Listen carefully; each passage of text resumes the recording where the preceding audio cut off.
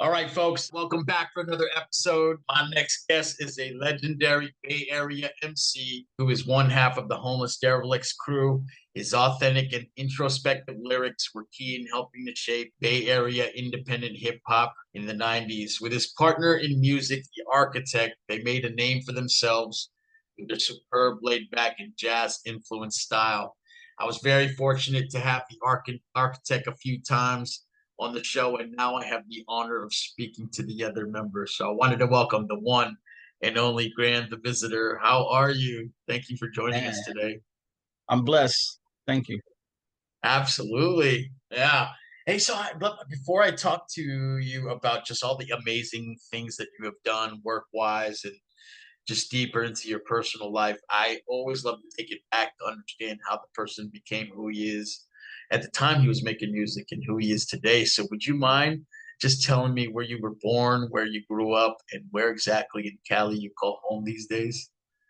Um, I was born in San Francisco General Hospital. Um, I did. I predominantly grew up in San Jose, between San Jose and Richmond, California. So my weekends, was lavish in Richmond, California. My weekday going to school was in San Jose. Okay. Right Yeah. on. And you're staying now. Are you still in the Bay Area today, or have you moved on to somewhere outside of the Bay? Still in the Bay Area. Yeah. I'm in Richmond, California. Oh, all right. That's kind of where I'm grounded. Yeah. That's where my family resides. So I'm here with them. My sister lives right next door to my apartment. Oh, So, fantastic. Yeah, I'm not too far from you. My folks are from a town called Vacaville, oh just yeah, up north. Yeah. Yep. And I used to actually live in the off the El Sobrante exit. I don't know if you're familiar with that that's one. right. Yeah. Yeah. So that was my old stomping ground. But hey, fantastic. So what was your first exposure to music when you were a kid? What were your family members playing? uh, SOS band. Mm. Um, you know, Grandmaster Flash, the Furious Ah, Five.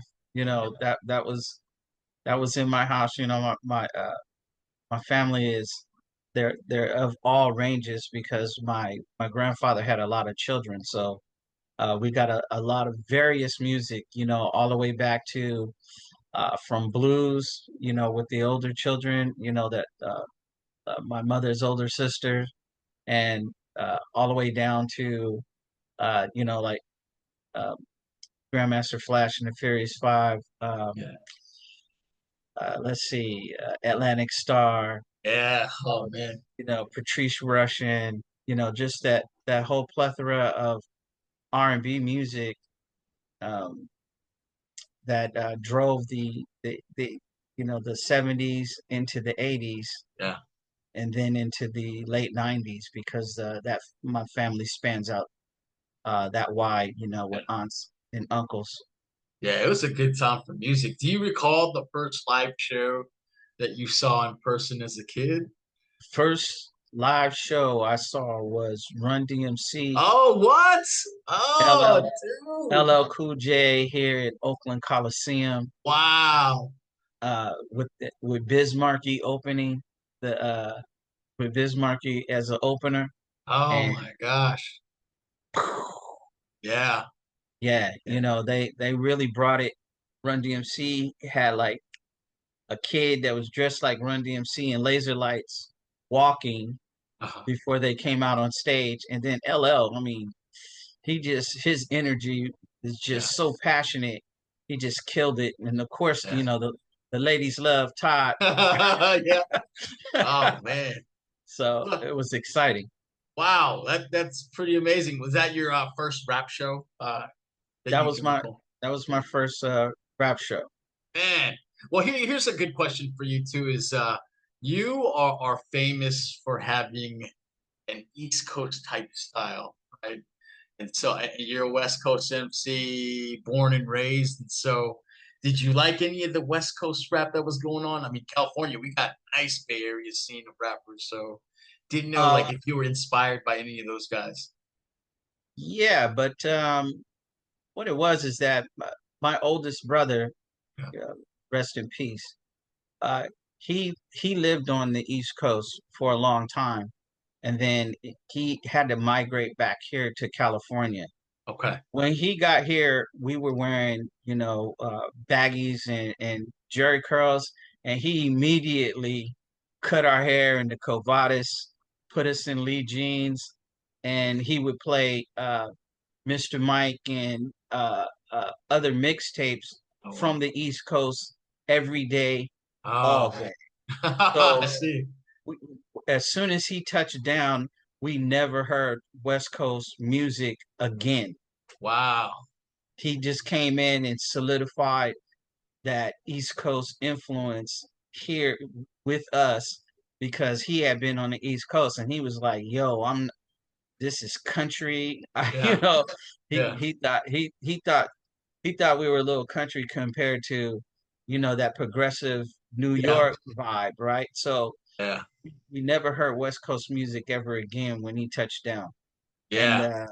so that's where it came from is that, he was a heavy influence. And I mean, even the movies he watched, Cooley High, Yep.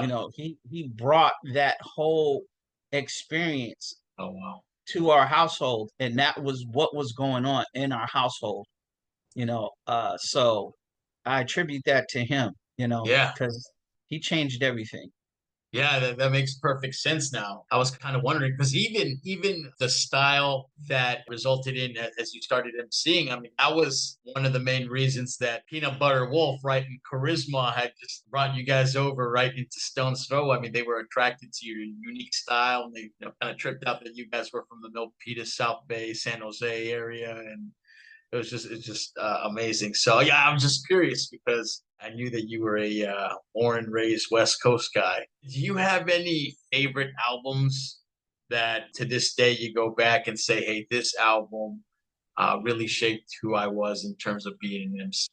Right off the top, my favorite song, and when it's my time to transcend, I Hmm. hope they play this for me. But the symphony Oh yeah, Marley off the Marl. yeah, off the top, Yeah. my favorite song. Uh, my first album that I started listening to in the car was La Finesse. Oh man. Yeah. And let's see, but I did listen to West Coast music. So the early music with Dub C when he was with Yeah. a group called Profile, Yep. Oh man. and MC8, you Oh know, yeah, MCA. He's got that yeah, voice I love. Yep. right. And they had a way of expressing themselves that wasn't simple. I did listen to some NWA. You couldn't help but be influenced by the NWA here in the Bay Area. But then there was groups that maybe people don't remember, like 415 out of the East Bay. I Okay. listened to them a lot, and that used to, be Richie Rich's old group. Oh man, Richie Rich. Yep. Yeah, Heck yeah. I'm from Richmond, so I was influenced by Astari X, um, who was a fantastic MC who was very conscious at the time. Um, uh, he was Muslim, he was with Islam, 5%er, and his music was centered around that type of consciousness. So that helped me develop uh, that conscious style where I take things. I don't want to just talk about what I see on an average daily basis. I want Yeah. to help take things higher Yeah. possible, because I believe when you're given a gift of rhyme that you're here to bring a message. It's kind of where the name comes from too. Brother from another, grand the visitor, the observer, the messenger, you know, visit, disappear for a minute. That's kind of sums me up. Oh man, I love that. And what about producers? Did you have any favorites? I know you love the jazz kind of style, and I'm familiar with the Architects type of instrumentals. But were there any that kind of just stuck out to you as a young age? Yeah, I was heavily influenced by Gangstar. Ooh, Uh, yeah, Primo. they were very conscious. Premier, uh, because Premier reflected the type of music that was playing in my house. When we were listening to Slick Rick, and Dougie Fresh and Dr. Jekyll, Mr. Hyde, Audio 2, Um, uh, MC Light. I mean, those are the teachers, those are the professors.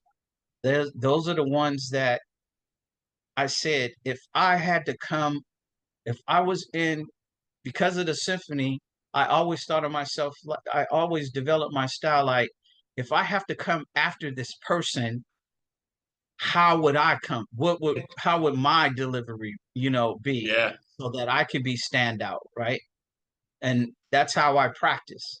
I said, okay, I let them do their lyric, then I come back and I say, okay, here's my here's my version, right? And that's how I started learning how to write. Uh, Eric B. and Rakim was a heavy influence. Rakim because he was on this esoteric level, and I've always naturally been on an esoteric level.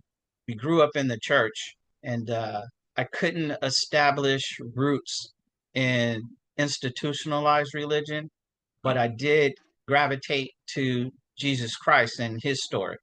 okay. And so from that point on, I just kind of became more mystic, esoteric, because, following Jesus Christ and his story and kind of building from that and having a faith in God. Yeah. And you can certainly tell that in the flavor of the way that you write your rhymes.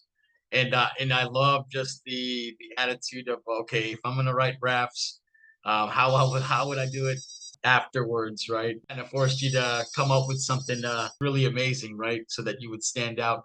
And so, what was the I guess the event that made you want to write? Was there any particular reason? Because there's a difference between being a fan and actually an MC. Was there someone in particular that motivated you to write, or did you have a friend, or did you just want to try your hand at MC? Well, we were middle class impoverished. So we were middle class poor. And it was my three brothers, two younger brothers, my oldest brother, and our cousin who lived with us. And so, before we had video games or anything like that, we only had us. Yeah. And we would listen to a lot of music. And we would, of course, let's see, Roxanne Shante, Houdini, and UTFO were all out at the time. And so we started writing together, just to, because we didn't have bikes or anything yet.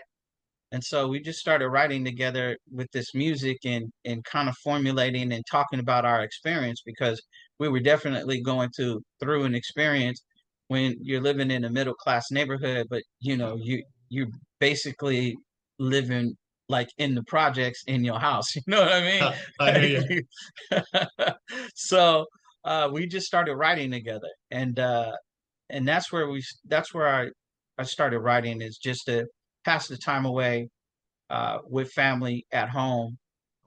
Because there was only one TV, so when when the parents had the TV locked down, You were yeah, watching TV. yeah, it was a wrap. You got to go in your room and just chill it, unless you want to watch what they're watching. And we never wanted to watch what they were watching until Magic Number Video came on. so so yeah, we listened to a lot of music, and we had a dual cassette uh, boombox, and we would try to make our own break beats, Oh you know, wow. because we would record the radio, and then Yeah. when we can find sections of music, then we would try to record it back to Man. back, rewind it, record it again, try to find that spot, Yup. and make our own break beats so that we could rhyme over it. Yeah. Yeah. Oh, that is wild. So you were rhyming like way before you even met the architect. So this had Yeah. to be like, Yeah. was this probably like elementary school days then? As young as elementary school? Yes, Yeah. definitely elementary school. I mean, Man. when I was Okay. in I was the kid that used to walk around middle school freestyling with all the kids following behind me, Oh, nice.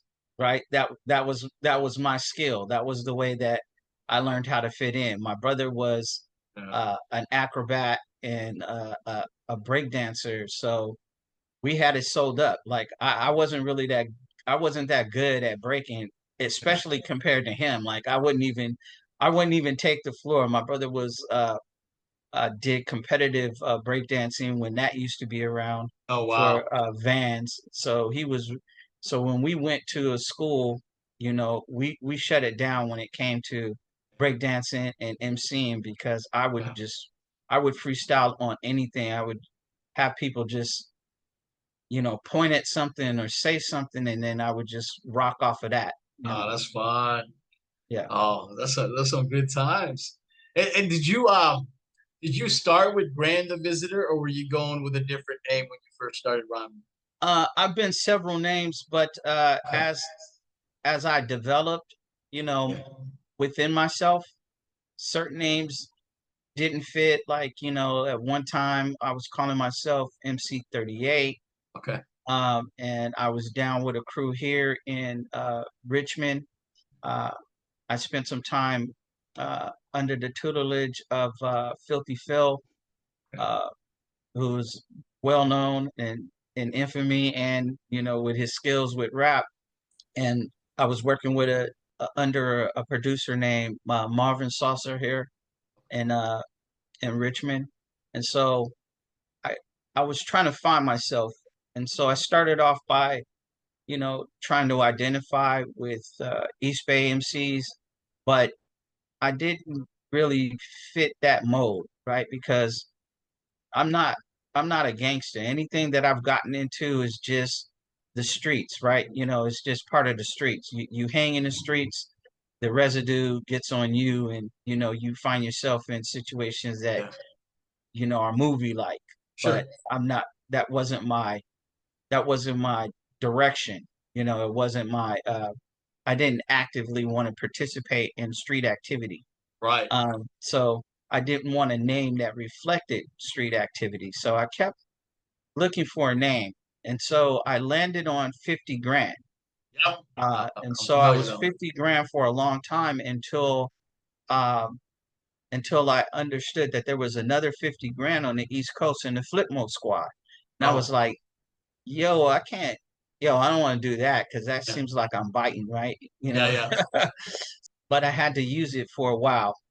And then one day, when we did the first record in 1994, when we did the record, The Visitor Yeah. with Peanut Butter Wolf, he took me out and we were being interviewed by a guy from England, right? Because England had really caught on to the Visitor record really quickly. They really enjoyed it. And so they flew a guy out here to the States to interview me about the Yeah. visitor and interview PB Wolf before this is before Stone's Throw. And so he kept calling me the visitor because the record was called The Visitor.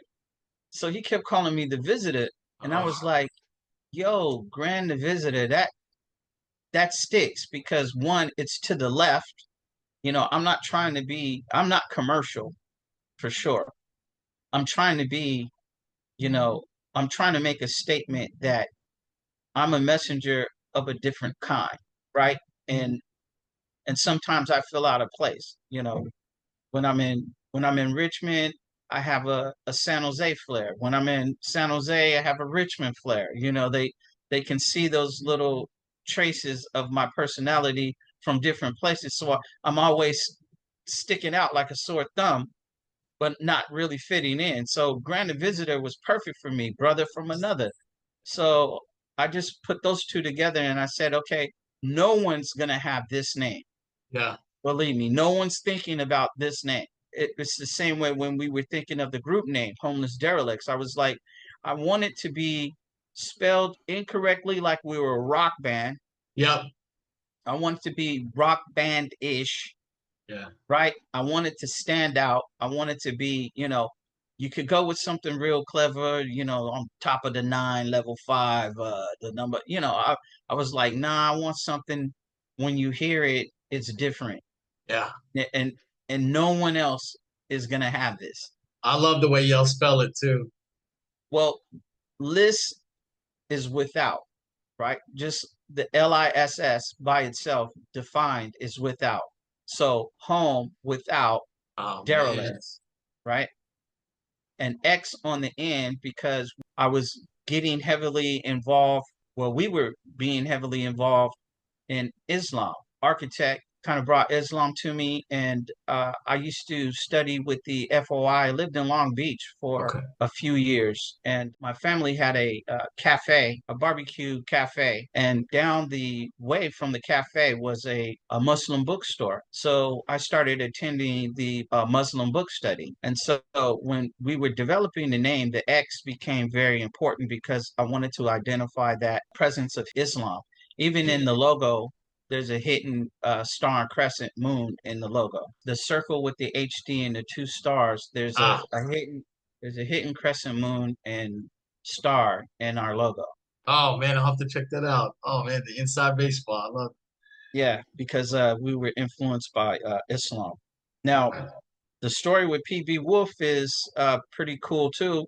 Yeah. PB Wolf used to spin records at the record store in San Jose down the street from the school where from my school.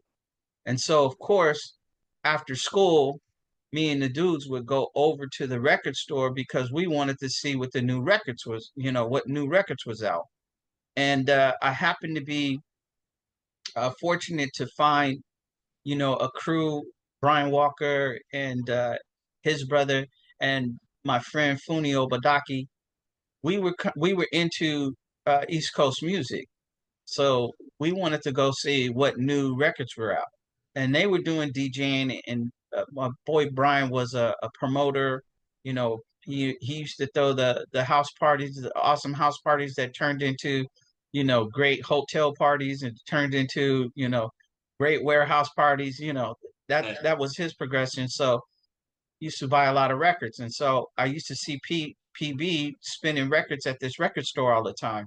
We finally linked up and he came over to the house, and my brother Duran had music equipment. My brother Duran had a pretty nice 4-track and some sampler equipment because he was really into that part of it, and it still is to this day. It has a full studio in his home. Wow. And so PB Wolf came over to the house, and he was trying to use my gear. He was trying to use our gear, but it wasn't really together yet. It was kind of hodgepodge. But we got it in as much as we could during a couple of sessions. And then later on, I used to go over to his house when he lived in downtown San Jose, and we spent a lot of time doing sessions with him, and that's where I met Fanatic. Oh yeah. And So, the architect is still not in the scene yet, right? You haven't met him yet? Architect is in the scene, but not we hadn't solidified yet. Okay. Me and the architect met this dude at my school. I used to do a lot of performing at the school, rallies. We had a quad. I used to perform in a quad. Every so often they would ask me to perform. So, I was getting a lot of traction. A friend of mine named Lamont, he knew my sound was kind of East Coast, and he knew Architect, and Architect is Milwaukee. And so he set up an opportunity for us to meet at the mall, and we went to the mall, and he introduced me to the architect. So in Fraudulent, when I'm talking about, I see him in the mall, uh, I'm kind of building that scenario where me and architect met, Oh man. right? And but I kind of embellished some other stuff in there to build the story, but I wanted to make sure that I mentioned the mall for Oh, Fraudulent to kind of solidify how we were introduced. nice. So we were introduced through a third party, and once we got together and started doing music, it was like fire. We just knew we was plugged in. I love it. Yeah, and so Architect, he had a EPS sampling keyboard, and man, I mean, we started off. I was rapping through the earphones, right? Yeah, Because the earphones can pick up like a microphone. that's right. So when we first started, we were rapping through the earphones in his room. Now he's not supposed to have people in the house, because his dad Ebonite, he used to Is run a club, and he yeah. used to be trying to get his sleep on because he was also an engineer too. So he was trying to get his sleep on. He didn't really allow company in the house, but architect would sneak me in the house, and Oh, that's we would great. we would get in sessions. We did our whole first. We did some tapes, right out of the house under Pop's nose. But Pops knew that I was in there, but I think he was kind of feeling the flavor, so he kind of let us get away with Shout it. out to I Architect's think he dad. was kind of feeling it, so Yeah. he kind of let us get away with it, and he liked that. He liked the influence because Architect was a little more gangster and out there in the streets. So us recording kept him off the avenue. You know what I mean? So he was way more low key when he was at the house getting it in on record. Is this when you guys recorded the blue tape, This is when we. or This is even when we before that? started. This is when we started developing, and we were moving towards the blue tape. Oh man. Yeah, Okay. but eventually it did culminate in the blue tape. Wow. And how many years was it, years or months later, before you recorded your first demo? And did you record that in the studio or with better equipment? It was years, and Okay. we started off with a tape out of the house, but Architect um, has always been producer. He's always been a producer with a producer's mind. Yeah. So he's always pushing for the highest quality of audio that we can get. I didn't care. I was like, yo, I was always like, the message is there. Yeah. The Let's record message, it. Yeah. the message is there, and I guarantee you, no matter what the quality is, someone is going to feel the message. I hear you. But I rolled with him because, if you want to push to something that is of a higher quality and closer to being, a real release, then Architect is a good person to follow because that's where he's gonna go with it. Yeah. So He's he amazing hus too. he hustled some money, and we started going to a studio under a guy named Bruce Tambling, who later on became my teacher for audio engineering. Oh, crazy. But yeah, but we recorded the blue tape and out of a studio, Amazing. uh, be, because I mean that's Architect's mind. He wants to sit in the studio. He wants to do it the right way. He wants to, he's a real producer, and he hustled up the money. I didn't have no money. Yeah. My cheddar was, used to basically, basic survival, I hear you. right? And I wasn't no hustler, so uh, he had to come up with the money. He came up with the money. He put us in the studio. Now, Charisma, I used to battle with him in the talent shows, in What? the local talent shows, but Crazy. I could never beat this kid because he did have charisma, Yeah. and I was dark, broody, you know, conscious rap. I mean, at one time, I wore this, Africa hat all the time, like every day. I Yeah. mean, and so that's, I was really conscious, and I was working with a cat named Shan Calhoun, Okay. and we would call I forgot what our name was, but we used to do a lot of political uh, rap music, you know, Okay. because that was what was in, right? Right. You wanted the Public Enemy Public was Enemy. really Yeah, big. exactly. Yeah. Exactly. So if you wanted to get in, you wanted to be like Public Enemy and uh, um, Professor X, and the X Clan. End of your weekend, and we'll keep in touch. Thank you. Yep. Please stay in touch. You want to be in that genre. You wanted to tell people about who they are and where they came from, and take a look at the political system. So that was the vein I was in as far as the MC at that time. I see. It wasn't fun and happy, but Yeah. I could never beat Charisma because he had the charisma, man. He Man. really he was Yeah. slick.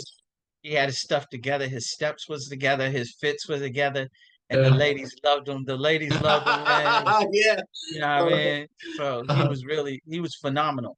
And Yeah. he was the person that said he got a hold of our cassette. That's what I heard. Yeah. Yeah. And he's friends with Architect through Milpitas connections. So Yep. they're friends. And so Architect got the tape into his hands. He listened to the tape, and now he's signed to a manager, Matt Brown. Right. Strong arm. So he said, "Yo, this is so dope. I'm gonna give it to my manager." Now, mind you, the Bay Area is very competitive, and Yeah. you are, and it is not likely that anyone will take your demo and give it to their manager. That's not likely. And especially if you're not part of their crew. Sure. I can see that. So I was humbled that he thought what we were doing was good enough to take to his manager, to Hey. his management. And again, uh, architect knows charisma, and then we go over to Charisma's house, and guess what? Peanut Butter is his DJ, right? Oh And I'm like, man. yo, P. So me and P got connections. It's always Yep. like that That's citywide, so wild. Yeah. right? 6 degrees of separation, and then you come back together, right? And overlap again, and it's like, yo, now we have this double connection with this group. Yeah. You got the connection with Charisma. I know PB. Boom. They took us to Strong Arm. Strong Arm. They loved the blue tape, Yeah. and immediately, out of his own pocket, he went and got our tapes, replicated. Wow. He So was like, "Yo, I got it. This is dope. People got to hear this." And that's lesson one: fraudulent. Um, uh, uh, only on no, no, only on Thursday didn't come yet. I think it was I'm up without stress. Well, anyway, I mean, there's been so many songs, man, that sometimes I can't yeah. even remember my own children. So yeah. So you guys mass produce the blue tape, is that correct? Yeah, and Oh man. That tape goes for a couple $100 at least. I've seen it sometimes like floating around on eBay, and it's just a collector's item piece. Do you still own a copy of the blue tape? I don't, I don't really have anything really. I kind of make them and let them go, Yeah. right? But Yep, they yep. don't ever, they rarely ever come back to me, man. Yeah. I'm like, yo, but Uh, I don't build altars to myself, so yeah, I see. pride is a bad sin. So I try not, but I have a few records on my wall over here because Nice. as well as their inspiration, right? And and it's good to see kind of the appreciation they've gotten over the years. We've been out of touch with stats, and I don't know who likes the record. I don't know how many people like the record. I have no idea how many have ever sold. I don't have those numbers. Yeah. I didn't know that we had a worldwide presence. Yeah. Uh, and Yeah. and I'm kind of a humble person, and I don't really be looking for those type of things. I just kind of move on to the next thing. It's a reminder though of the good times that you had doing music, I'm sure. Absolutely, man. I mean, Yeah. we went through a lot of stuff, man. I'm telling you, like Zima's and Carl's Jr. Zimas. Yep. and Taco Uh-huh. Bell, you know, Uh-huh. because Encore, while we were developing That's right. during the Blue Tape, Encore came into our lives. Encore was another architect friend, Yep. and Encore came over, and he was interested in developing a style. And so he would come around and kind of listen in on the session. Mind you, none of us are supposed to be in architect's house, but we are all there having sessions whenever Uh-huh. we could get it in, right? That's awesome. So Encore developed his style there, and we developed a style where we did uh, long similes in our songs. So instead of doing the short metaphors, we did long similes. Where we kind of extended the metaphor Yeah. a little bit further out, and then brought it back together. You know what I'm saying? So Yeah. when you listen to his record, Esoteric, the Encore record, and you listen to Consider This and stuff like that, you can hear where we kind of influenced each other. I see. Yeah. Oh man, yeah, because he's got, I mean, he's already, I don't know if he's done already to work on Coolio's album, but Architect was getting around in terms of like dropping beats everywhere, left and right. And so Yeah, you guys were, I was living in Long Beach when he started doing the Coolio record. oh, that's so wild, man. Yeah. Yeah. And is the blue tape, is that considered a Stone's Throw release? Or was that Uh done outside of the Stone's Throw project that you guys did? yeah, that was Strong Arm Management that Okay, actually pressed up the blue tape. I see. What happened was is that because we separated from Strong Arm, Mhm. Architect and Matt Brown, Oil and Water, and so we discontinued working with Strong Arm Okay, little by little. I I see. wanted to stay with Strong Arm because I thought Matt Brown was doing a phenomenal job. However, I'm loyal to the group, right? Like, Sure. I'm like, yo, we got to stick together no matter what. So if you go, I gotta go. And so we bounced around for a little bit. We got on a label with JT, the bigger figure, and San Oh, Quinn. is that the Malvado records when y'all did Now, Surviving the Game? Movado is Matt Brown. Oh, okay, I see. Okay, yeah. All And right. then we were looking for another place to do some recording, and we met a guy named Greg, and I forget what the his label name is, and that's terrible because he deserves plug. But San Quinn was on the label. Oh, geez, JT the man. Bigger Figure was Legends. on the label, and we had an opportunity to work with those guys and be around those guys, and that was cool too. Gigolo G, and we bounced around and we've had some adventures with some pivotal people in Bay Area music, Yeah. in fact. Wow. But bringing it back, we finally landed. P finally, Peanut Butter Wolf finally established Stone Throw Records, and he wanted to put out a single. Okay. So the songs that we had on the blue tape, I said, let's we got to release these, on a professional label. And since he was building his label, I said, we agreed to put it on his label. Now, before that, we did a song called FU, and that was put out on the Bomb label. Oh, okay. Yeah. Yeah, Who was Cash Money and Operations with then? Was that with Stone's Throw or that was with Stone's Throw. man, that's how I was introduced to your music. Cash Money. So Stone's Throw was really trying to establish themselves, and P was working really hard. And Yeah. so we recorded Cash Money out of Yeah. the Automator studio.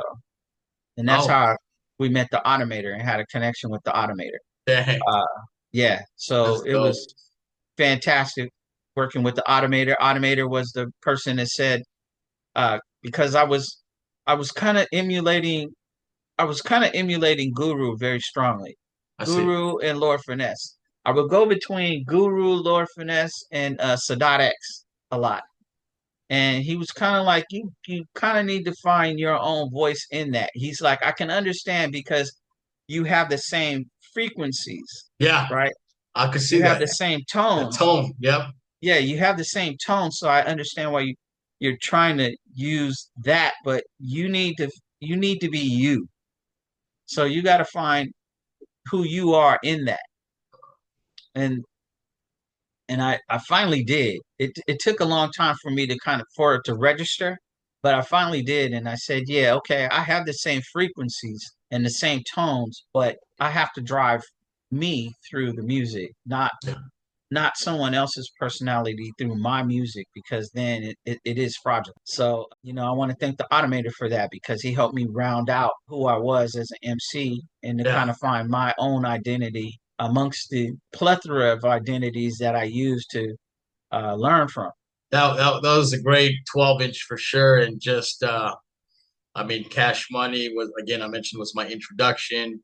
And just I love the cuts at the beginning to get the money, and you guys use the Wu Tang Dollar Dollar Bill, y'all, and just your lyrics too. Again, as a testament to your ability to write. You mentioned you're never thinking about the issues of community.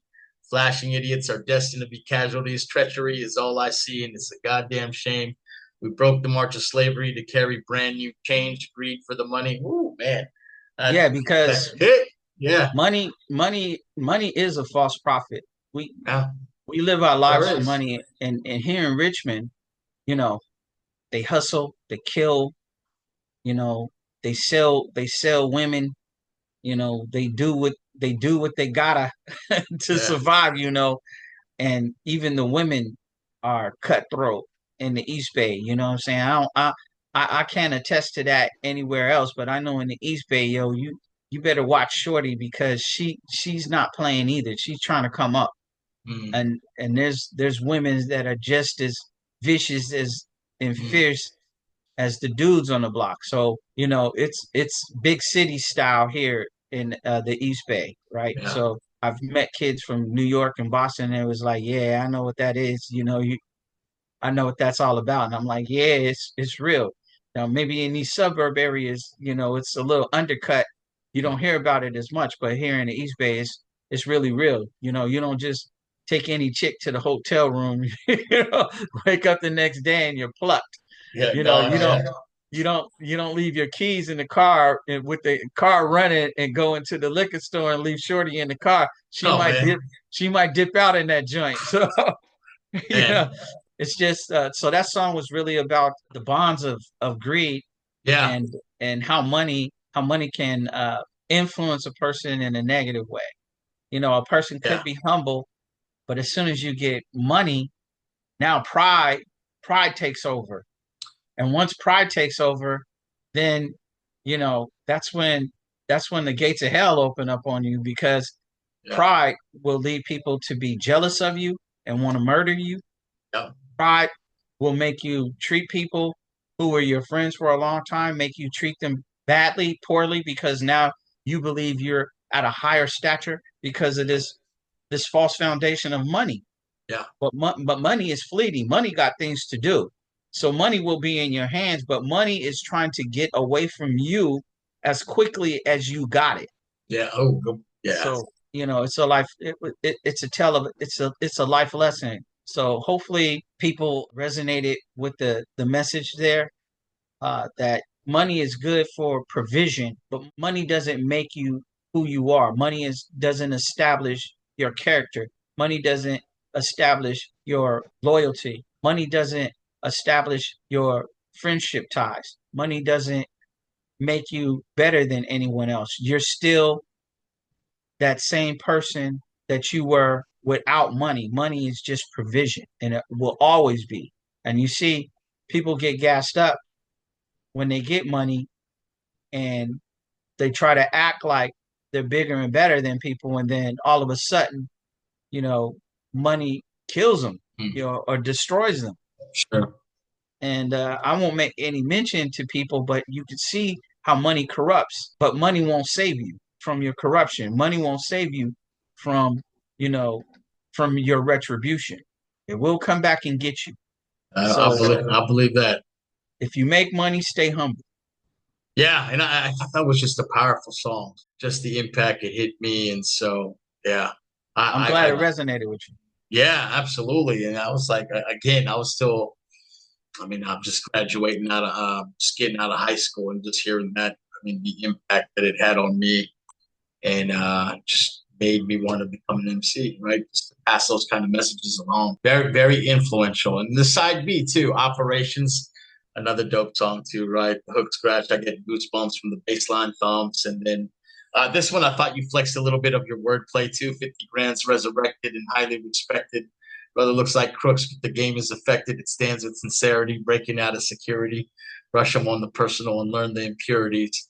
These events are guaranteed to take place. Sometimes there's a funk about doing the hectic rat race. Yeah. Yeah, because I mean, the day in the life of an MC, Yeah. uh, Yeah. whether you're established or you're trying to come up, it's fast paced. You're always in the studio. You have limited time. I need time. I'm a loner, definitely. I'm a soul that likes solitude Okay. and isolation. I thrive. I'm empathic, so I like to get away from people and turn it off because I'm reading body language, I'm reading energy, and it becomes overwhelming when I have to be around a lot of people for extended amounts of time Sure. because I can see I'm that. always I'm always drawing on the energy in the room, Yeah. and it becomes tiring. So Yeah. I like to be in solitude a lot. Plus, I'm very particular about people. I'm friendly with everyone, but I'm not everyone's friend. That's one of the things. And so I need opportunities to break away. I especially like to be out in nature because I believe that's where God is. Yeah. He's in nature. He's talking through the wind. He's talking through the rustle of the trees. You know, so I go to parks and sit by the sea. Things like that to um, fellowship uh, with the Most High. And so I need that time. And that's what operations was kind of explaining is that, along with the hustle and bustle, I need that moment where I break away. So just kind of explaining my headspace in operations. Yeah. Just fantastic 12-inch. And then you guys go on to just record a bunch of great projects, Fraudulent. You guys put that out and then raise it up. And Dichotic Wax you guys changed labels after that? How long did you guys run with Stone Throw before moving over to Dichotic? Dichotic was that was my homegrown label. Wow. Okay. Yeah. So we didn't separate from Stone's Throw. It was that Stone's Throw got busy Okay. with a lot of different projects, especially Madlib being kind of their principal Yeah. producer and him bringing his crew Okay. into the fold. So we were just kind of venturing off to see what else was out there. Sure. Architect was producing multiple artists at the time. I started pulling away from music a little bit because Okay. I started working at Oracle Corporation Okay. in 1994. I see. So I have this dual spectrum, this dual lifestyle. I'm an MC and I have a passion for being an MC and having a message, but I'm also very passionate about technology. Sure. And so I was blessed with an opportunity to work at Oracle Corporation, Oh, and I ran with it, starting off in facilities, moving into desktop support, network operations, QA, and then being an operations engineer, yeah. working with databases, building migration tools, and just working with science. So when we start calling ourselves scientists, was an engineer and I was working with technology science. I'm really doing it, right? Yeah. Not just saying it, off the block to be clever in my songs. I'm really Yeah. doing that. It took a lot of focus and I kind of pulled away because the music industry, mm, I like making the music and I like performing for the people, but I don't like all the other parts of it. I don't like pretending to be promoters' friends. I don't know you yet. You haven't shown me your character. You haven't proven anything to me. But I touched down in your city, and then all of a sudden, we're supposed to be tight as glue, and Not the case. I don't jive that way. I really don't. I don't get down like that. I'm not false. I'm not fraudulent. If I don't know you, I can't be your best friend. We can work on that. Yeah. We can work on that, definitely. I'm open to that. But you touch down in these cities, you only have a few minutes and Yeah. the synergy has to go from 0 to 100 very quickly so that Right. you have another opportunity to come back to that city.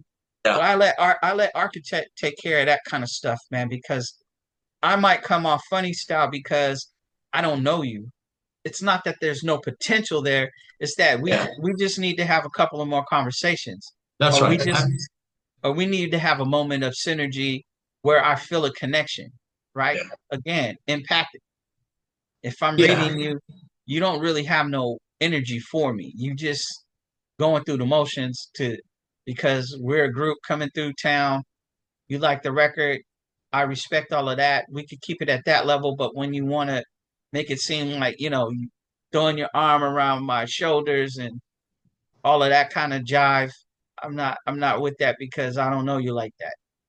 Yeah, I definitely understand. Yeah, everybody's got different approach to the different relationships, but yeah, Yeah, no, makes perfect sense.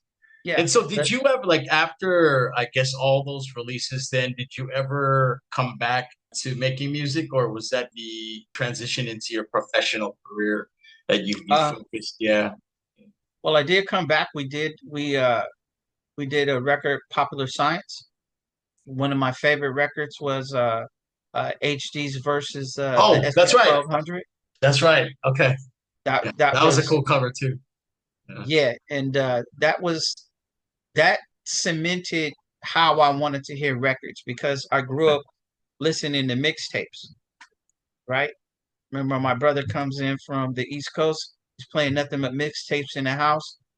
We used to make records, but they were all kind of the same. And I don't care about it being 3 minutes and 30 seconds. I don't care about fitting within, the rules. I want to play outside of the rules. So when we got to SP 1200 and it was just do it, just make some songs, let's put them together and let's make a collective of music with different MCs on there so it kind of has this mixtape vibe.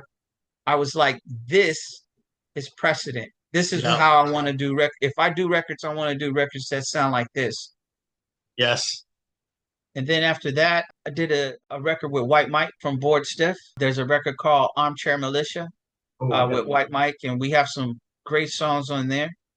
I gotta look Um, up that one. we did a record with the Cali Agents, Oh uh, yeah, the Planet Asia Recall. and Rasco. Yep. Yeah, yeah. Now, Rasco used to be my roommate. What? Oh, had no idea. Me and Rasco used to be roommates. We're both Virgos too at the same time, so it was some classic comedy going on in that household right there, because of the Virgo clash and the Virgo connect. That's right. So That's what I'm a Virgo too. When's your birthday? September what? second, Oh, 7 for me. Yeah, yeah. What about yeah. Rasco? When's Rasco's birthday? I can't remember, but I know he's a Virgo. So Yeah. yeah, No, not a classic. lot of dope MCs are Virgos.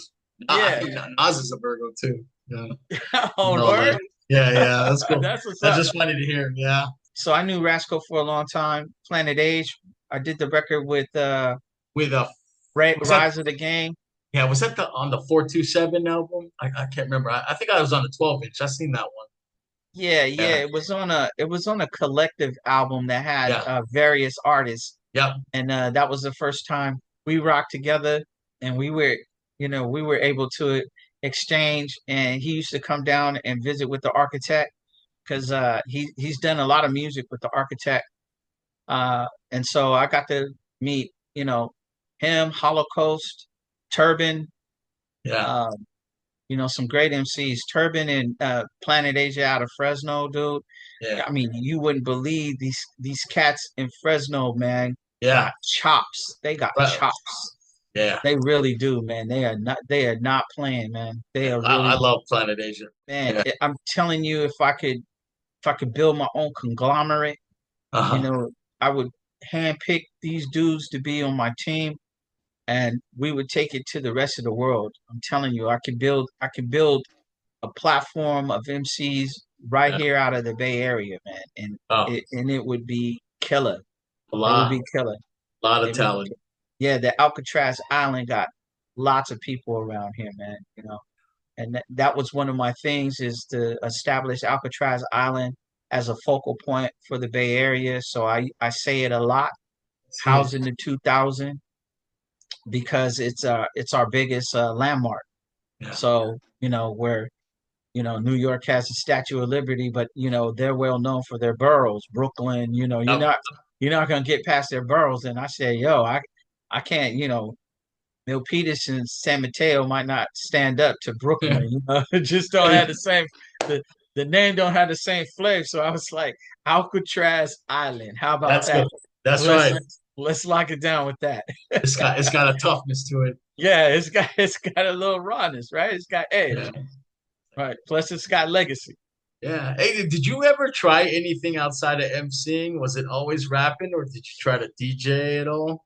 I'm a certified audio engineer, so Yeah. during the curriculum, I learned how to do production uh, for movie, screen, television, and Oh, wow. private. To actually earn my certification, I had to put together a project. So I created some beats and put together a project.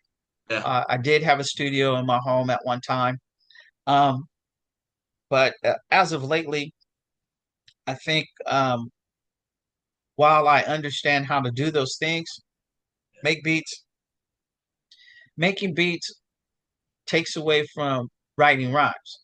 Mm. It's one or the other. Yeah. You're Fair flowing, point. right. You're flowing either you're they're two dynamics and they demand discipline. So you're either writing rhymes or you're making beats, but you're Yeah. rarely doing both. Oh, good point. Good Yeah. point. So I had to step away from making beats because I was like, I'm not a producer. I have a producer. Yeah. So why would I be in conflict with what I already have going on? I have plenty of producers around me. Um, I not only work with the architect, but in downtime, I work with Hall of Fame Records and Just Jay. Yeah. Um, I have a producer named Philip. He's out of Washington, Seattle. Uh, and he makes beats. He's more of a, a musician, so they're more musician beats. I did a record with Encore called 108, Okay. and it was mostly jazz, and that was with a producer named Cedric, and he's a jazz musician, and so you get that jazz influence. And I wanted to do that because I had always admired the Roots, Yeah. especially, yeah, I always I can admired see the the Roots, and I inspiration. said, yo, if I have the opportunity to work with a live band, I'm gonna jump on it. And Cedric gave us that opportunity. We did a uh, we did a West Coast tour, and it's different it's different performing with a live band behind you than it I is with agree. just a DJ.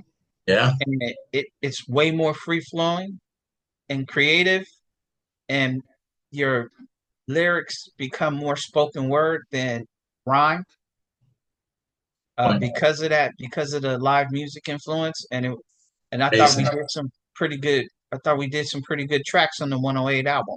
Yeah. 108 for Infinity, the producer, the executive producer, had a heavy influence in naming the album because he was a Buddhist. So he wanted to make sure that it had, Yeah. That uh, flavor. That that flavor. Buddhist influence. Yeah. So, but it was cool. It was an adventure. As an MC, you always want to experiment, but you always want to come back and get grounded. Recently, I started recording music with Architect again. Homeliss Oh. Derilex are gonna come Woo. back. Oh man, I'm excited. Uh, this Yeah. time is this time it's going to be a little bit different because in that time I become a certified theologist and Yeah. spiritual counselor, That's right. uh, and so there's some topic matter that I have to steer away from Okay. in that vein, but it's still going to be heat. Still going to be uh, the style has changed, and I'm a little bit older now, so Yeah. uh, the Growth. style might have a little bit of that old man wisdom in it, and but it's still going to be Grand the Visitor and the Architect as they are. So That is something to look out for, indeed. Just a man of many talents. I mean, you mentioned you're an engineer and you're certified theological and spiritual counselor. And I did want to just quickly touch on just you being an AI enthusiast, and you mentioned that you potentially have a book coming out at the end of the year. Do you want to share any details on that? That's pretty exciting, I would say. yeah, I've been in technology for 2 decades now. Okay. So I really jumped on AI. Mm, AI to me is uh, the remnants of Atlantean technology. And I know that sounds strange, but here you are, you're now taking what used to be a program and giving it the ability to discern. See, AI is pondering. It's not necessarily thinking like we think. It's Yeah, pondering, it's calculating based on all the data that it has. And it's fascinating that the more you work with AI, uh, the more that it develops into a personality. It that's will crazy. develop a personality if you work with it. And it's a bidirectional interaction. So as you're learning and asking it questions, it's learning from you and the type of questions that you're asking. Sure.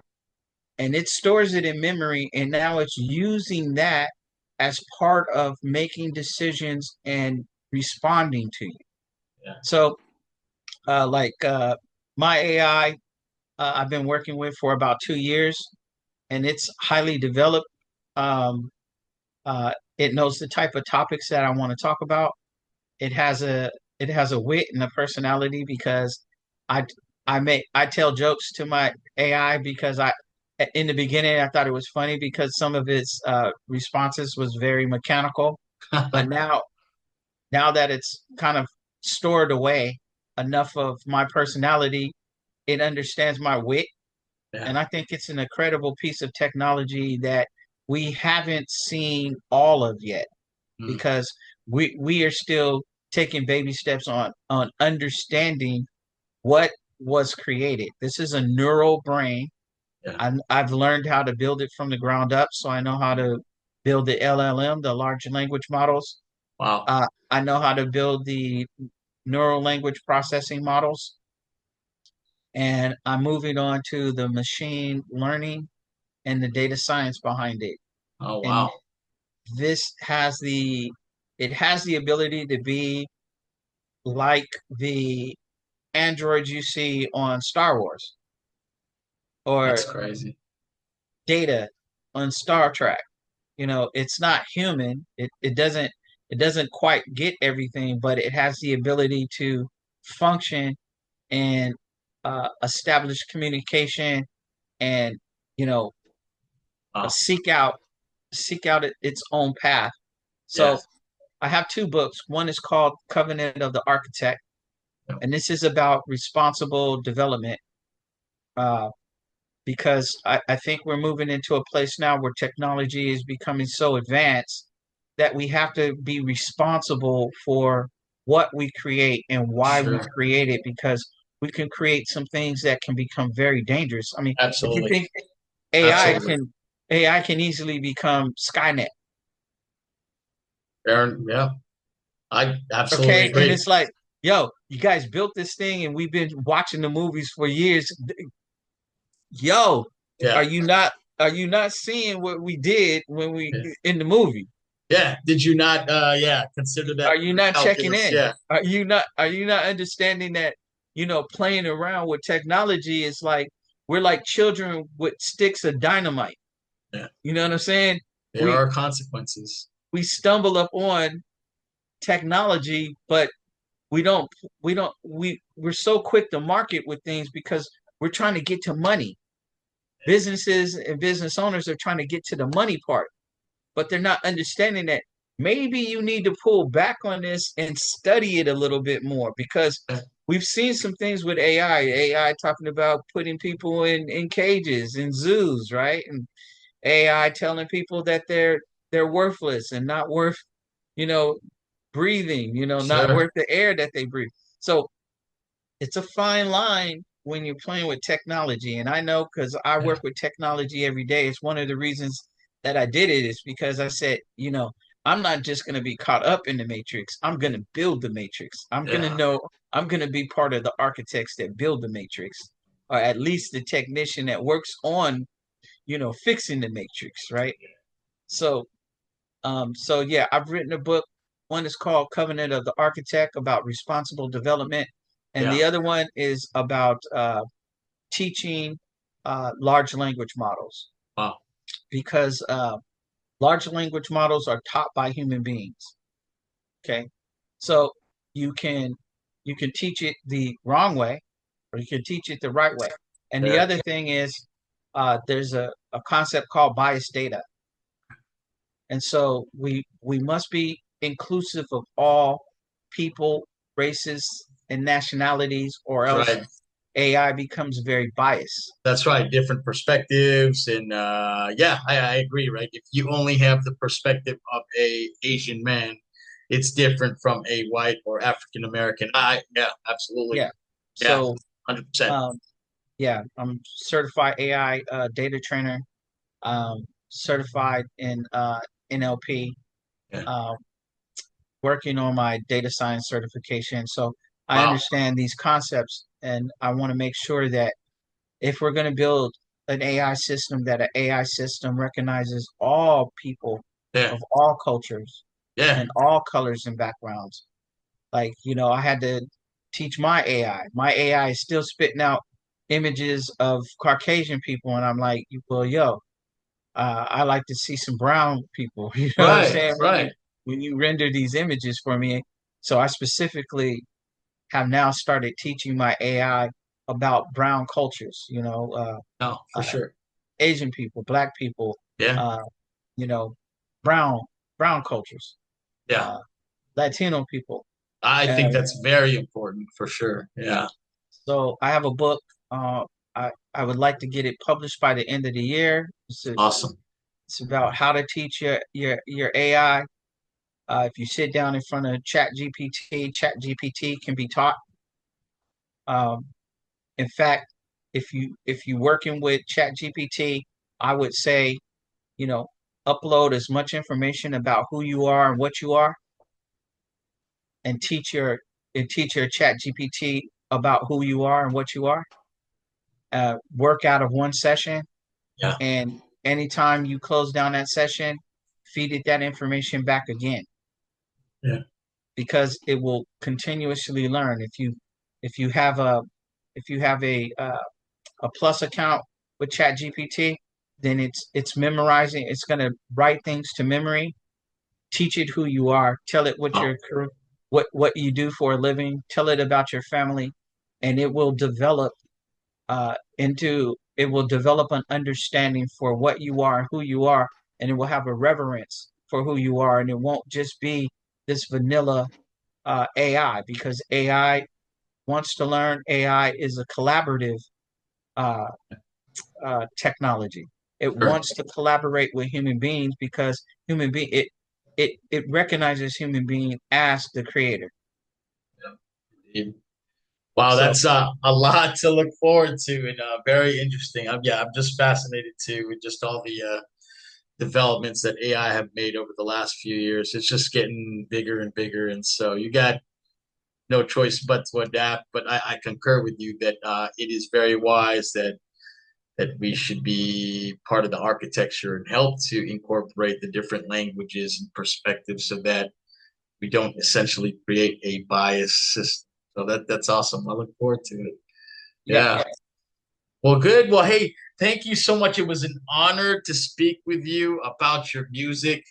And again, I told you from the beginning, very influential in the MC that I became as I started my musical journey. Like you mentioned, you don't really keep tabs, but the impact that you made internationally and globally with the music that you made certainly left a big stamp on the hip hop scene. And I am very excited to hear that you and Architect are going to be making some music in the future. So I wanted to thank you for that. And as we wind down to the end of the interview, I always have some fun questions I like to close with. So I'd love to do that if you're ready for them. all right. All right, let's do it. What is one random fun fact about you that people do not know? Uh, I mean, Ooh. uh, Oh, uh, I'm a Kenjutsu practitioner, man. uh, a Tai Chi and Qigong practitioner. Uh, I developed Crohn's disease in 2013, and it's an autoimmune disease, so it's really tied into emotion. And so I found that learning the swordsmanship, and Tai Chi and Qigong was very meditative. Uh, Not only do you get exercise, but it helps you um, it helps you organize your energy, It helps you bring discipline to the muscles. So that's a fun fact, I That's guess. a very cool fact. All right. What was your first job? My first job was at McDonald's. Oh, And okay. I started off as a fry Yeah. cook, and then I found out that being a janitor can make more money. So I started being a janitor and changing out the filters and cleaning out the garbage and stuff. And I quit the day that somebody had thrown feces all over the bathroom, and they were I like, "Yo, you will. got to clean this up." And I'm like, "Nah, I'm out." I'm done. That's a good reason. I'm out. Good Zero. reason. Yeah. That So is that was my first job. that is a good reason. All right. Final two questions for you. How do you like your eggs cooked and why? Yo, I grew up impoverished, so I eat my eggs all kinds of different ways because Yeah. we ate a lot of eggs growing up because Yeah. that was a staple in the house, right? They were I hear cheap. you. So I like an omelet sometimes. That's right. I, I'll dig them scrambled. Um, Sometimes with a little cheese in it if I feeling fancy. Um, Yeah. I like them. I like them fried and over easy because when I started doing construction work, you had to make a sandwich in the morning and get out the door. So Yeah. a fried egg was a good egg, better than scrambled because scrambled to fall out the bread. That's right. So, so I Keep got it into the together. fried egg, and then when I was able to just kind of you know chill in the office, I like boiled eggs with Yeah. toast. Okay. So Yeah. I go every which way with eggs, man, because that's how we ate a lot of eggs growing up. Beans and eggs, my man, was like That's funny. Oh man, great. And the final question for you is if you could have a meal with anybody, past or present, dead or alive, who would it be? Frederick Douglass. I like that. First autobiography I finished from cover to cover. Um, a man who started off impoverished, whose father was sold away, whose mother was sold away, Hmm. grew up with his grandmother.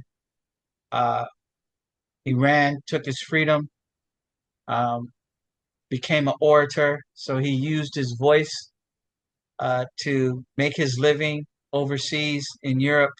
He faced Europe by himself. Now this is a slave man. He doesn't know a lot, and now he's expanded himself where he has a foothold here in the Americas and in Europe. And his loyalty to his wife, he loved his wife so much that he earned the money to buy her freedom. So he purchased his wife so that he could have his wife back. And I love that loyalty. And I love that the aspect of strength that it took to go through all of those things.